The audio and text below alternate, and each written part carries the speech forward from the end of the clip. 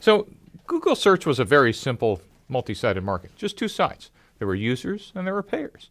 But can the canvas actually work with something more complicated like in life sciences? So here's an example of a business model canvas from a life sciences company that was going to provide E. coli cell lines for simplified downstream processing. And they said, oh, our customer segment is segmented in niche marketing. Now, in hindsight, after the end of the class, they were the ones who actually went in and said, well, yeah, that was kind of a definition of what a customer segment was, but they didn't really describe who. And their value proposition, as even they realized later, was pretty unclear. And their channels, when they said web sales and trade shows and direct sales, in hindsight, looked pretty unrealistic. And for partners, they just said, well, when we look at it now, it really kind of looks like a random list of hopefuls. So let's see how they got from something that started over here, which you shouldn't laugh because your first canvas might look like this, and what happened after they got out of the building. And so now you could see, instead of segmented and niche market only, they started to understand, oh, maybe the market is somebody in something specific, biopharma, biotechnology, or food. Still kind of vague, but they're getting a little better. And then they're still a little vague on their feature set and gains and pains and value proposition. They're getting a little more refined about partners.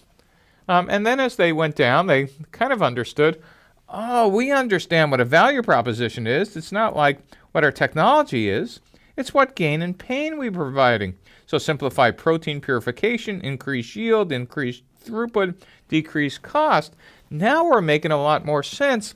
And now if you look at customer segments, oh, now they're actually getting down to very specific groups. Not yet the people in them, but they're now actually going, oh, these are the people we should be talking to. And our partners are now also getting specific, and they're getting some very interesting traction on what potential revenue streams were.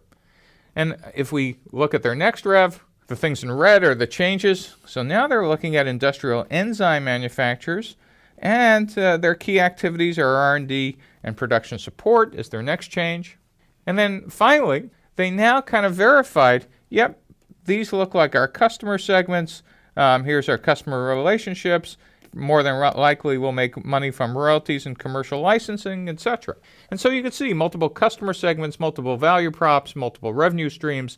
This is a somewhat complex, multi-sided market. Just by the way, as a note, some of the most complex are actually in the medical device business, where you have users and payers and hospitals and insurance companies and regulators, etc. And each one needs a value proposition. Each one you need to understand their revenue model. And so some business model canvases can be quite complex. Now, what's interesting, by the way, about this life sciences company is here's something that you would think, who could I call? I'm just a scientist. I mean, you might be an entrepreneur building an iOS app, and at least you could ask your friends. Who do you ask about, E. coli-based purification platforms? Well, basically, they decided to go through their Rolodex of all the trade shows and all the conferences and all the people they've met in their careers. And instead of physically driving out to them, they used Skype and they used phone calls. And they started a cold calling strategy, which set a stage for a conversation. And they had 2 or 3 of their team on the call.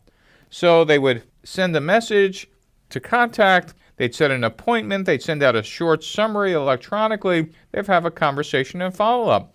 And they also use survey tools. They used LinkedIn and SurveyMonkey. But when we were counting how many contacts they made, we didn't actually count them in their progress.